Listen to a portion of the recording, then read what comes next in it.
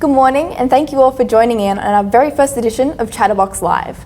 I'm joined this morning by Greg Whitby, who is our Executive Director of Catholic Education in the Diocese of Parramatta. Now, before we get started, we have a number of general house rules to keep in mind.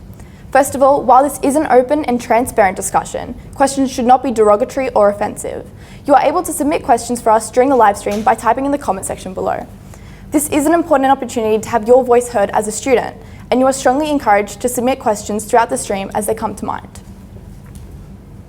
And we'll also be taking a few questions from our live audience here at St Patrick's Morris College in Dundas. Thank you, Greg, for giving up your time today for today's discussion. Oh, it's a delight to be here. One of the most important things we know is that we need increasingly to listen to the voice of our students in our schools. It's something that we don't do and we haven't done, but we're going to try and do it better, and the purpose of this is to do some listening because we want to make the experience of schooling much better for you. So our first question comes from a student at Gilroy College in Castle Hill who would like to know, what is your stance on schools in the diocese using a model of standardised testing? Is there a more comprehensive approach to measuring student performance, or is it simply a case of everyone needing to meet a desired preset?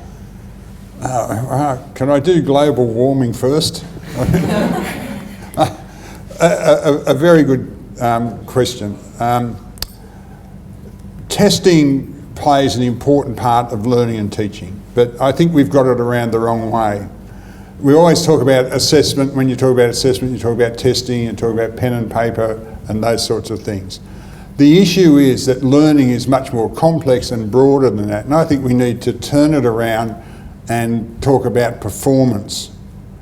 The overall performance of students.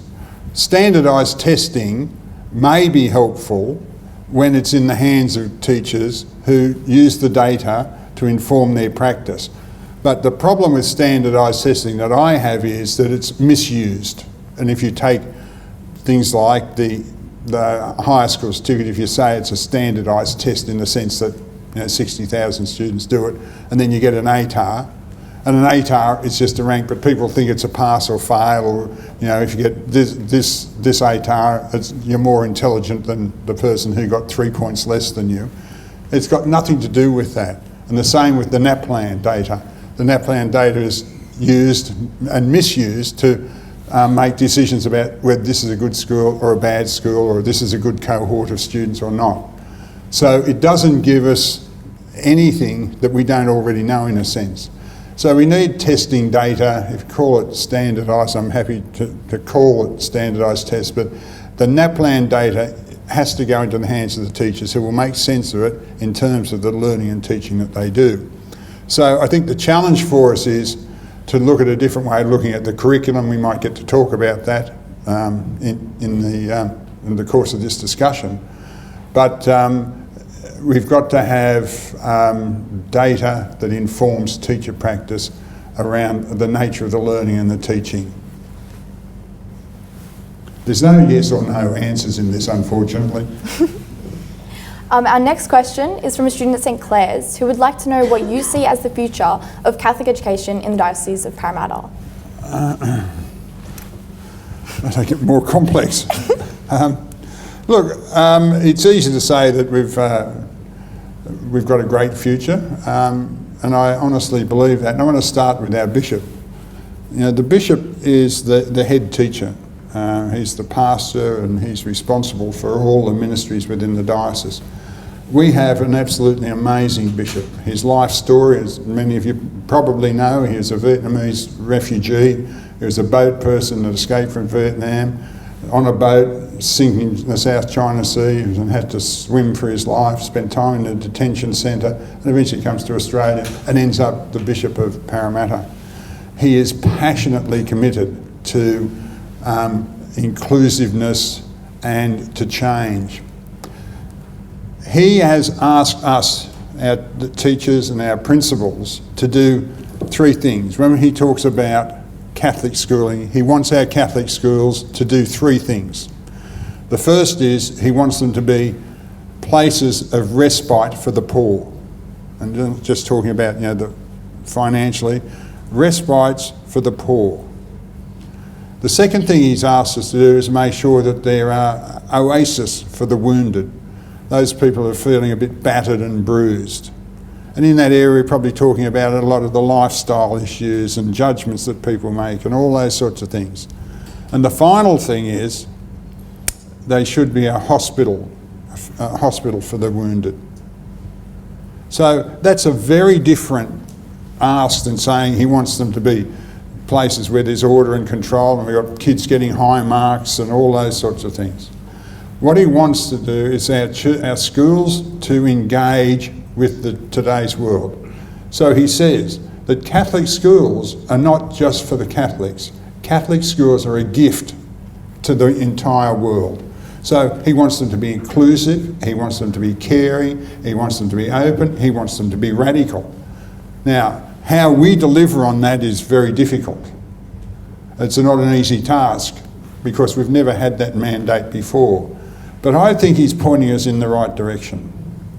We've got so much that we need to do and overcome together, and we're going to do it when we have policies and practices. You can start from the environment right through to refugee policies that are humane, that are inclusive. And that's what Catholic schools set out to do, and I think they do it very well. When I go around our schools, the social justice work that's going on in our schools, the involvement of the Catholic schools in liturgy and those sorts of things is really vibrant. So it will be, as he says, in a state of becoming. We will get better at, or we'll become different at. And he's challenged us to think differently about schooling, which is why we're doing a lot of the work we're doing around rethinking the nature of learning and teaching. So we're now going to take a question from Joshua, who is a Year 11 student in our live audience. Hi, my name is Joshua and I'm at St. Pat's. I'm Year 11, and my question is, what advice do you have for us Year 11s who have been studying the HSC, and what advice for things like stress? Thank you.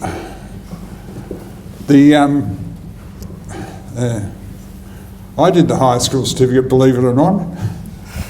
I loved it so much I did it twice. I went to Oak Hill College at Castle Hill back in, it was the last millennium. That's how long ago it was. And it wasn't even the last century, it was the last millennium. So in 1970 I did the first high school certificate, and then I didn't do too well, probably focused on a little bit too much sport and fun, and anyway I went back, and that's a whole other story. The pressure was much the same in the 1970s as it is now. And the first thing I always say is, it's just a speed hump in your learning career. I mean, that's the way I think you need to see it. It's not the be-all and end-all. I mean, there's life after the HSC. Of course you've got an academic program that you're following, and you want to do the best that you can. But what's happening now so quickly is that it's all changing. When I did my HSC, you've got your, whatever the term was, it wasn't an ATAR, but something similar, and then that determined whether you went to university or you went off to work in the bank and all those sort of things. Well, those jobs don't exist anymore, and we're getting many more. There's only about 30% went to university in those days. We're up around 70%. But again, that's even declining, because people are finding that formal education might not be for them and want to spend more time exploring life and travelling and doing those sorts of things. So the beauty of today's world is there are so many options open to you post the high school certificate. So if you don't do as well in the HSC, there's always next year or the year after. Go out and enjoy yourself, live your life. Don't let it become a millstone around your neck. I'll show you my forehead here. There's nothing tattooed on that, and it's not that I passed the HSC or this was my ATAR. Once you do it, nobody cares. And it's just the stepping stone into whatever you want to do next. And that might be, you want to have a year. I was talking to Emma. I had 3 children did the HSC, and the first thing they did when they finished was shot through for 12 months. Didn't bother about going to university. They wanted to go and do a whole range of different things, and I think that's stood them well in what they're doing now. So I don't want to belittle or negate the pressure that you're under. You've got assignments to do and deadlines to meet and those sorts of things. But but try and keep it into some sort of perspective. It's only one part of your life, and if you invest in your own well-being, keeping fit and healthy, maintaining your social relationships, and trying to live life to the full, I think you'll get through it all right. Don't forget you can submit questions live using the chat box on YouTube. So our next question comes from a student who wants to know, how are Catholic schools supporting LGBTIQ students? Right, okay. I think we're supporting them well, and I really don't know who they are. We have, as I go back to what our bishop said, if he said those three things, we run exclusive schools, they're open to the world, and we do not discriminate. So Catholic schools exist as part of the evangelising mission of the church. And that evangelising mission says that it's about the good news, and the good news is for everyone. Not for, the good, the bad, and the wealthy. It's for everyone, and regardless of your gender, race, etc., etc. So if that's the case, well, there's no issue. People are welcome into our schools.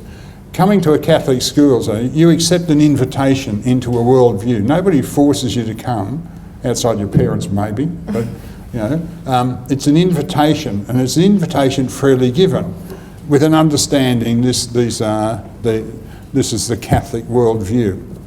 Now, the Catholic worldview is not the Catholic worldview, the one and only. There are a lot of contentious views as we're coming to understand the nature of people in a world where you can actually negotiate gender. When I went to school, there were only boys and girls and two genders. Now you can actually negotiate what gender you like and choose to have no gender. So we deal with those sorts of things. We want our schools to be supportive of all people, whether they're refugees, LGBTIQ. We work with everybody because we understand that they will accept the invitation openly. We're going to take a question now from a student who is watching on YouTube and would like to know, given that 1 in 7 children between the ages of 4 and 17 have experienced a mental illness in the past year, should our Catholic schools be focusing more on protecting and improving the mental health of individuals? Yes. Sorry.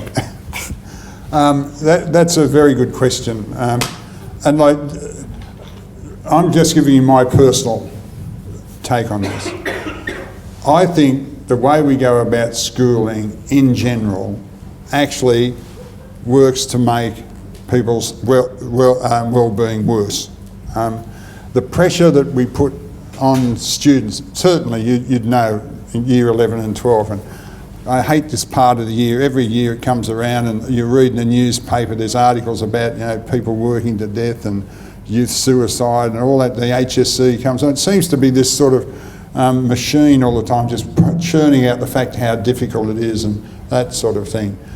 That's because we have the focus on the wrong thing. It should be a joyful thing, the learning and coming to an end. I think we put far too much pressure on it. There's too much pressure in the media about NAPLAN and all those sorts of testing, and the issues about how schools are not doing well and we need to improve the quality of schools. And so it's not just students, it's the teachers. The teachers are under so much pressure because the governments are out there saying we need to improve. We've got a whole review of the whole New South Wales curriculum because the current minister thinks we need to change. But the trouble is they're not going to change the basic structure. We're still going to force kids to come to school and study this and study that. We're still going to mandate for teachers, you need to get this covered and that covered, and then you need to do plus all that and an A, B, C, D on top of it. No wonder people feel stressed. And until we deal with those issues, we're not going to be able to really help the situation. But I go back to the bishop. The bishop wants our schools to be hospitals for those that need to be looked after. And that's what we're trying to do. And it's not just by adding pastoral care, we're trying to genuinely make the learning worthwhile to you. And some of the things that we're trying to encourage, and you'll see in many of our schools now, are giving greater control of the learning to the students. Like you're intelligent, you're a year or two off being able to go and fight for the country. Yet we won't allow you to make some choices. Say, well, I don't feel like coming to school for a week or so. I'm going to stay home and study on a certain program. But we structure schools so this has to happen, assessment deadlines and all those sorts of things. Now, I'm not saying it's a universal. I'm saying that schools are starting to ask that question that say, the older you get in the schooling process, the more control over your own learning and will genuinely improve your responsibility so you can look after your own well-being, rather than having it controlled, and then we try and intervene after the event. So the complexity about the question is, I think part of it is the structure of schooling and the nature of schooling, and then the whole society thing around schooling and how we need to be better, we need to be like Finland and all those other countries. We don't need to be anything like that. We need to trust kids that they will learn and will learn how to do schooling differently. And I think that will go a long way to helping the issue of well-being. It's one of the critical issues that we face in schooling, and something has to change. We can't keep doing the same thing that we've been doing for over a century and expect there not to be problems. Remember to keep submitting your questions onto the YouTube Live comment section below. So our next question comes in from a student at Delaney College who wants to know if completing schoolwork on a device is more effective than in a book.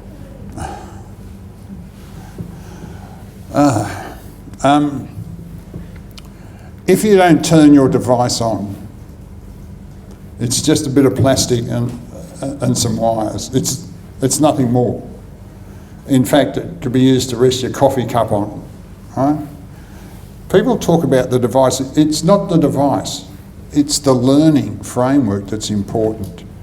So if you have a good learning framework and how you want that learning to take place and the teaching and the learning that goes with it, of course it will be better to use the best technology available.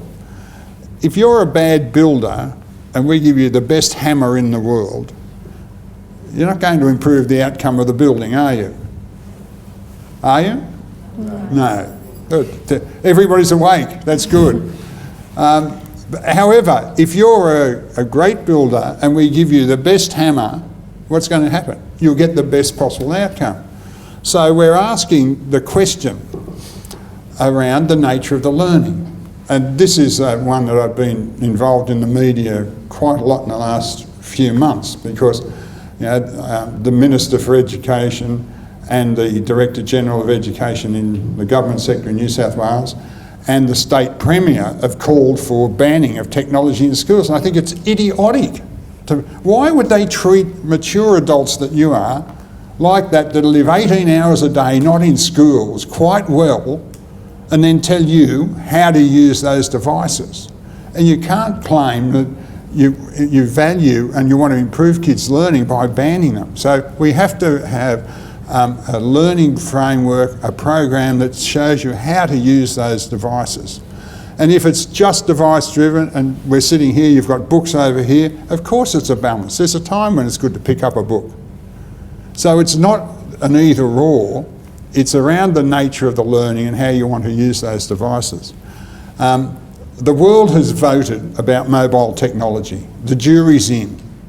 That's a lifestyle. The thing about technology that people like the Premier don't understand is that it's a lifestyle. It's not technology. You don't call a mobile phone technology. I call it technology because it's new to me. You just think it's, it's part of the world in which I live.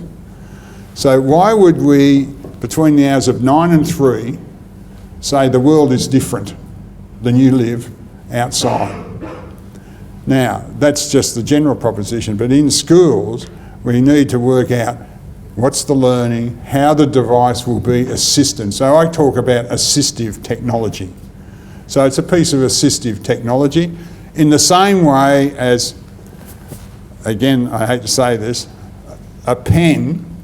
I can remember when a pen, a biro, was introduced into school and you couldn't use it until you got your pen licence.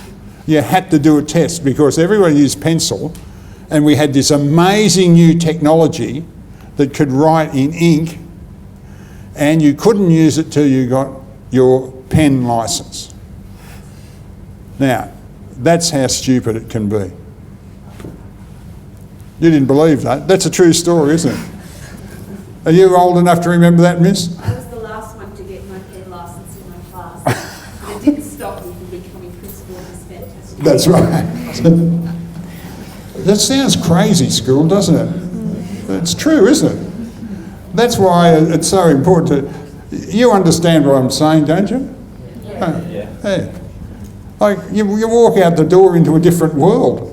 You come into school and as if you've gone back... I can come into some schools and think I'm back at school. It's exactly like I remember. This Saturday I've been invited to speak to the class of 1968. There's a reunion at my old school at Oak Hill. And they've invited me to come along and talk about changes in education. I thought, 60 years, wow. So it's going to be an interesting chat. So I might talk about some of these things about the technology. We now have a question from a student who asks, given the recent media reports, what are your stance on LGBTIQ teachers in Catholic schools? Does that lifestyle undermine the ethos of a Catholic school? I'd just add to what I said before. I want to do the last part before. It doesn't undermine the ethos of the Catholic schools. God is present in each individual.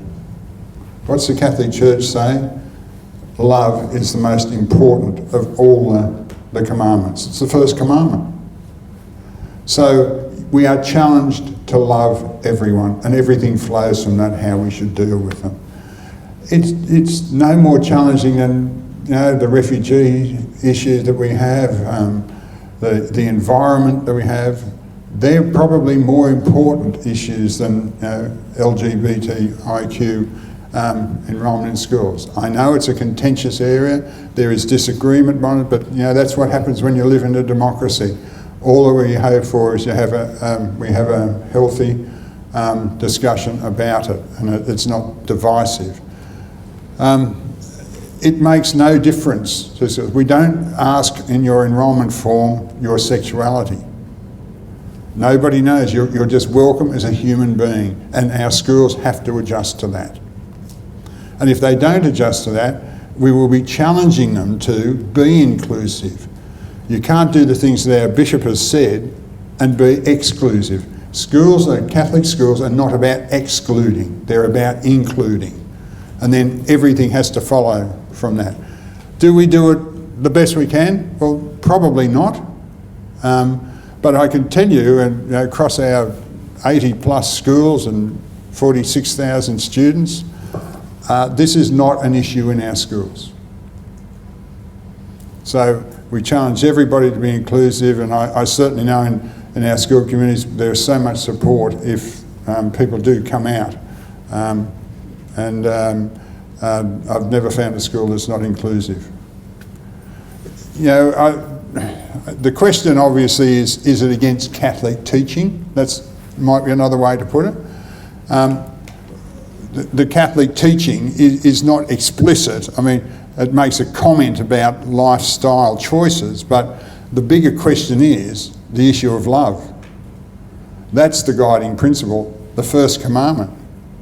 You love your neighbour as yourself, that's it. And then everything flows from that. Not who should be in, it doesn't start who should be in or who should be out. And schools that don't do that, that follow that, need to be challenged, and that's what our bishops asked us to challenge them. We're going to jump back into our live student audience at St Patrick's, where Claudia has a question about student voice and involvement.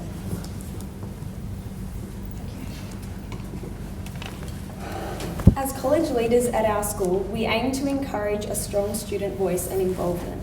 From your observation at other schools, could you tell us some examples of where you've seen this be successful?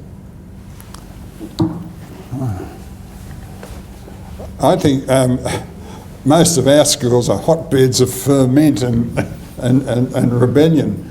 I haven't been in any school, I can't say, where the students haven't been highly articulate and willing to have their say. I think there's a difference though. I want to go back to the issue of the learning and the teaching. Our schools, through a whole range of issues, social, the involvement in the social welfare, welfare issues and those sorts of things are really doing practical things and do so much explicitly and demand to have a say. I think where the problem comes is in the nature of the learning and the teaching. I don't think there's enough involvement, understanding that the voice of students needs to be heard. In the Weekend Australian Sydney Morning Herald, there's a big article on a new way of teaching that's revolutionised. It's called the Big Picture School. It's an American thing. But when you look at what's it say, what are they saying is, start with the student. Well, what's that mean? Well, you have to talk to the student, you have to engage with the student. What are their learning styles? What are their preferences? What can they do? What will that mean for the nature of the learning and teaching? If they've got a passion, how do we support it? Those sorts of things. We don't listen enough. And the second thing is we don't put enough trust in the students, as I've said to you, about being able to let go and stop regulating your day and your time for learning. The assumption that the optimal time for doing schooling between 9 a.m. and 3 p.m. is stupid. Who picked that time? Well, the reason we picked that time is because bus companies start and have to get kids to school and people go to work and all that sort of stuff. But imagine if you just said, well, you can learn when you best feel like learning. What sort of time would you pick? Sorry? 11 o'clock. Yeah, probably like most teenagers, nothing before 11 o'clock. And what time you want to finish? Well, whenever. Right? Now, that's an example of what can happen with student voice informing us about what sort of schooling experience they want. We recently had a gathering of the student leaders with the bishop. Was anybody from here there? No, it's the Year 12. The students with the bishops. And one of the things that came up there, the bishop just asked, tell me what you think, just like we're doing now. And one of the comments from the floor was, why do you keep pushing all this Catholic stuff on us? Now that's an interesting question to a bishop when we've got students from Catholic schools. Why do we want to push all this Catholic stuff on us? We know all this, We should be out there doing much more and being much more involved. And I think that's a voice that needs to be heard. So what's that say to us? What's that mean for the school? What's it mean for the nature of schooling? Catholic schools, by definition, are called to be what we call countercultural. We're supposed to be different because they follow a model that's very different. Jesus didn't come and say, you'll build Catholic schools and they'll open at 9 o'clock and they'll finish at 3 o'clock and everybody will do an RE lesson and then we'll test them and then they'll graduate and go off. But did he? He came and said, love one another, and that's the blueprint. So that's the sort of voice I think we need. Our final question is from a student wondering why we are still doing pen and paper tests. Is there another way to demonstrate what we've learned? Definitely. It's one of the big challenges, and pen and paper tests are an artefact of a model that's had its use-by date. I may as well put it out there. The current high school certificate and current curriculum structure was developed in 1957. It was first implemented in 1964, and then in 1965 we had the first Year 12.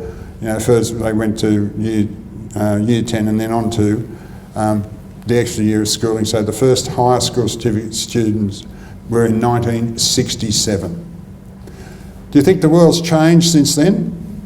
Pretty dramatically, yet we still have the same curriculum structure. And when I did my high school certificate in 1970 and 71, I had to sit down with a paper and a pen. When we talked about lifestyle and that's what technology is, to assume that it's only one way to do it is that way, of course, creates so much stress and problems. Look at my handwriting now, it's illegible. I can hardly write, so I don't know how I'd go in some sort of test. But the issue then comes back to the broader thing about the nature of the curriculum and those sorts of things. Students should be able to talk about their learning.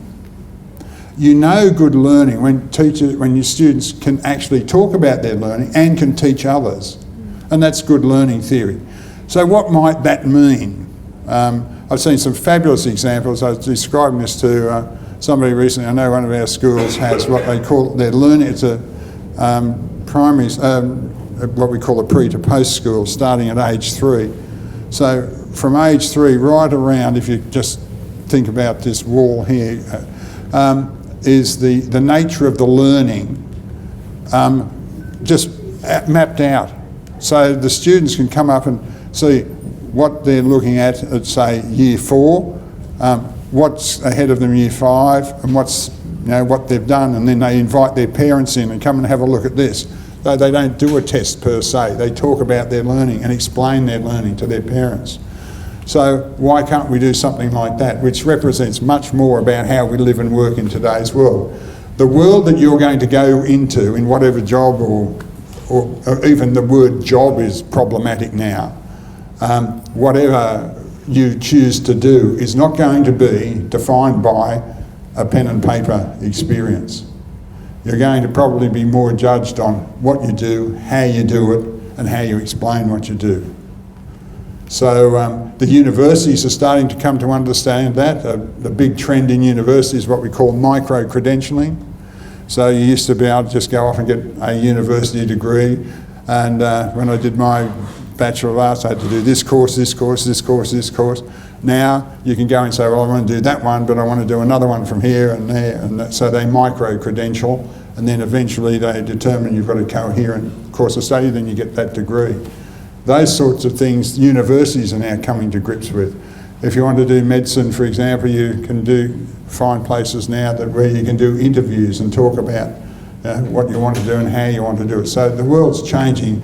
I fear not rapidly enough. It needs to change and change quickly. And I think over the next couple of years you're going to see some major changes. Well, unfortunately, that's all we have time for. Thank you all for submitting your questions and being a part of today's discussion. We hope that this has been a good opportunity to increase student voice in the diocese. I'll hand back over to Greg now to sum up today's events. Well, I want to thank you all for your time. I hope this has been beneficial to you. If you think it's been worthwhile, let us know. I'd love to continue the dialogue and the discussion. And it might not be in this sort of format, but we're genuinely committed. And I know our teachers and everybody involved in the work we do across all our systems are genuinely committed to making sure you get the optimal Catholic schooling. That's the least that you deserve. But we need to listen more, and that's what I'd like to do.